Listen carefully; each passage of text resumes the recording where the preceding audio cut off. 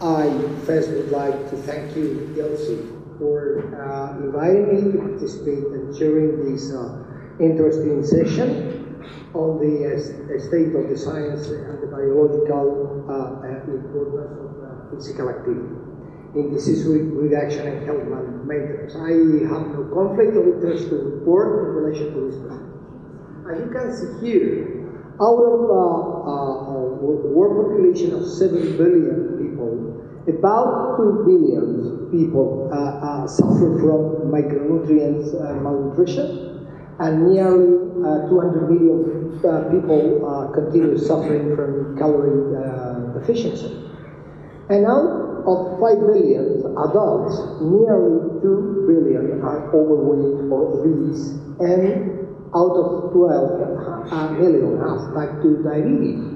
And particularly in children, there is a big problem because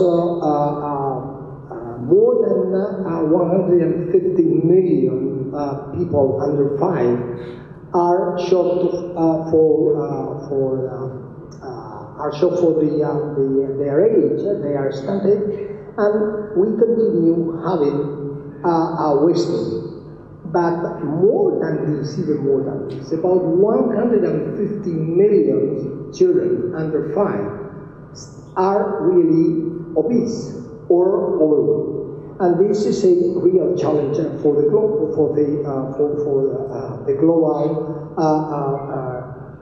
aspects and this global burden of disease. The prevalence of non-communicable chronic disease is expected to grow not only in high-income countries, but also in, you can see, in middle-income and low-income countries. So there are some progress for the country related to the Global Sustainable Goal for 2030. But if you look at the red, these are the number of countries that they are doing nothing. And they are doing nothing concerning diet, and they are doing nothing concerning how to increase physical activity and avoid sedentarism. So we need to do things. We know that there are a number of risk factors, mainly tobacco use, alcohol abuse, and low physical activity, so in fact high physical inactivity, and obesity and raised cholesterol, decreased vegetable and fruit intake. Those factors are really affecting the prevalence of non-communicable disease. And this is the burden that we need to fight in the next 30 years. So you know that considering that we know today mortality due to non-communicable chronic disease could be reduced by 50% by application of the recent knowledge. And this is the message that the WHO has given to us. So then we need to apply our knowledge, and particularly we need to address how to change in lifestyles, and particularly diet, but also physical activity. We know that preventive nutrition is a must, and we know that having more vegetables, more fruits, more legumes, more vegetable in general, decrease the prevalence and the incidence of non-communicable disease. For example, this is a relatively recent study of my group as how phenolic compound, the intake of phenolic compound through the vegetal can have an effect on the reduction in decreasing risk factor of cardiovascular disease. This is a systematic review of how this phenolic compound can affect, and there is some evidence to support that there are some biological active compounds in the diet that can be effective in the prevention of non-communicable disease. Using nutrimetabolomic approaches, also my group have done an update, a recent update on the to investigate the role of plant-based foods and their bioactive compounds in non-communicable disease. This is a powerful tool that in the future will be applied to a number of intervention studies, just in order to try to demonstrate how those compounds can be used in the prevention and treatment of non-communicable disease. Concerning fats and fatty acids, you know that the FAO and the WHO report, what are the most important features related to these aspects, and it's well known that the high intake of trans fatty acid has a tremendous effect on the relative risk of cardiovascular disease. So we need to go down. So in the Europe, we have no concern about that because we made some intervention with the food industry years ago.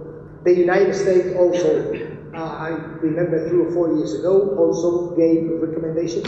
But in countries like Latin America and in Asiatic countries, we continue using trans fatty acid and has a tremendous effect on the population.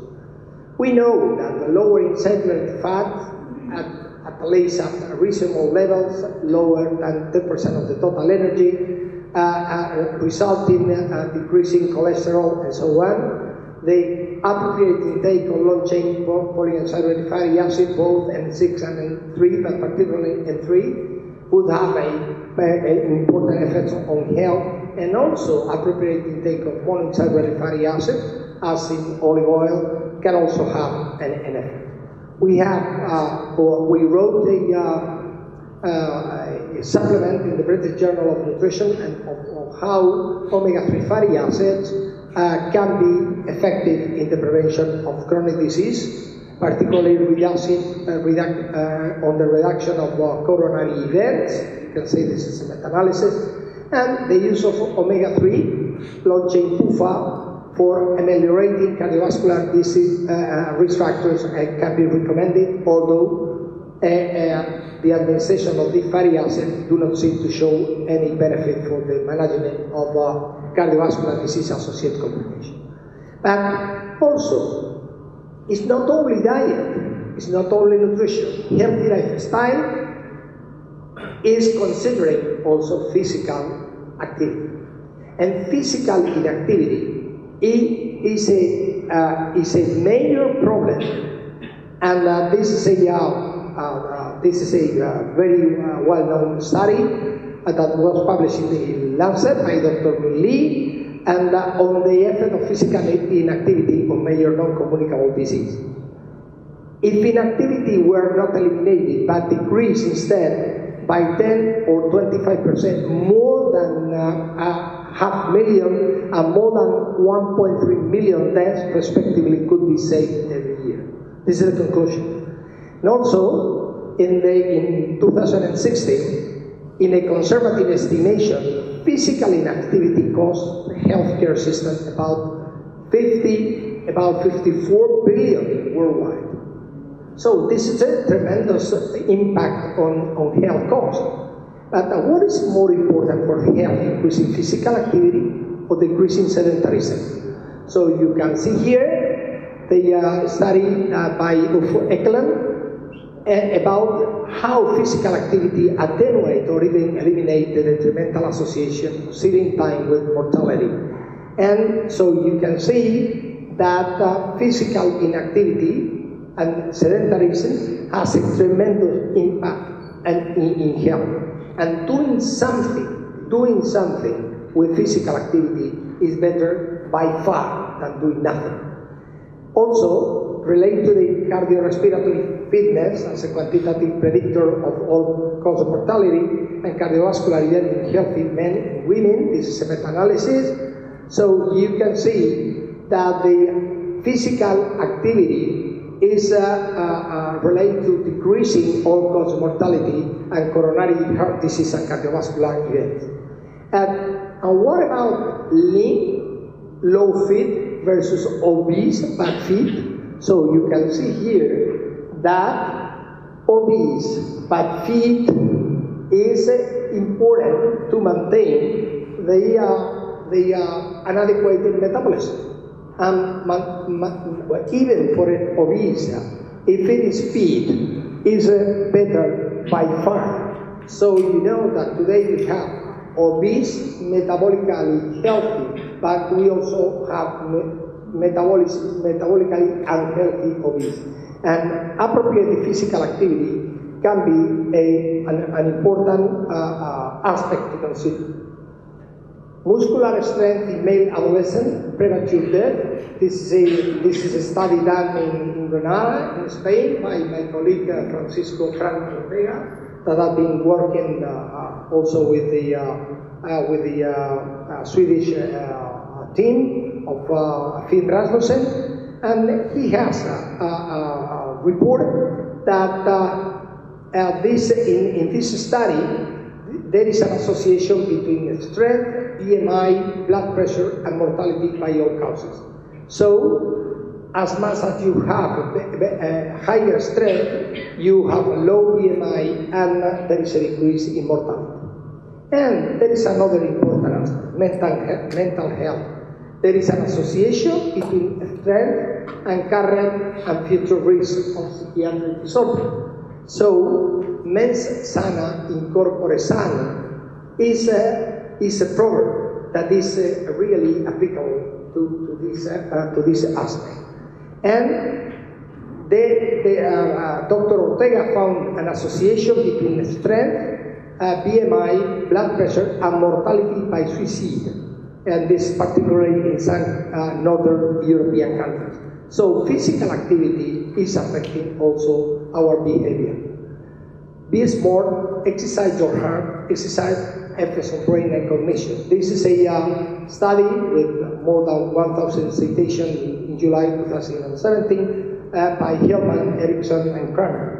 And this is a project that we are doing currently in Spain. The name is Active Brain Project. We are evaluating the effect of an exercise program on brain, cognition, physical and mental health in overweight and obese children. This is led by Dr. Ortega, but my group is cooperating, doing all the biochemical and molecular analysis.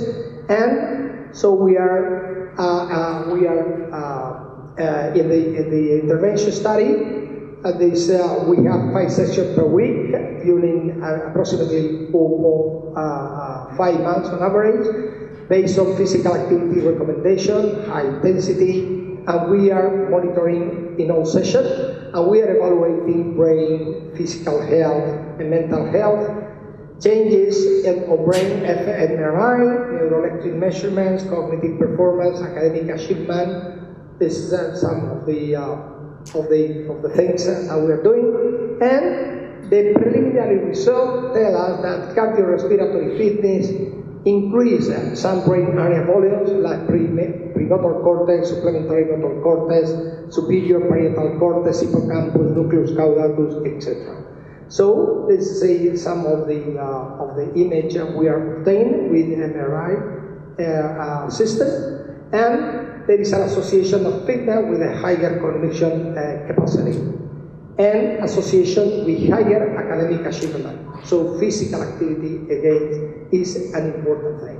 And what to do? What to do is following physical activity guidelines, mainly. Regarding the type of exercise frequency and duration, we will have some comment here on this table, but this is my take-home message. Go to training and exercise and become. Thank you very much.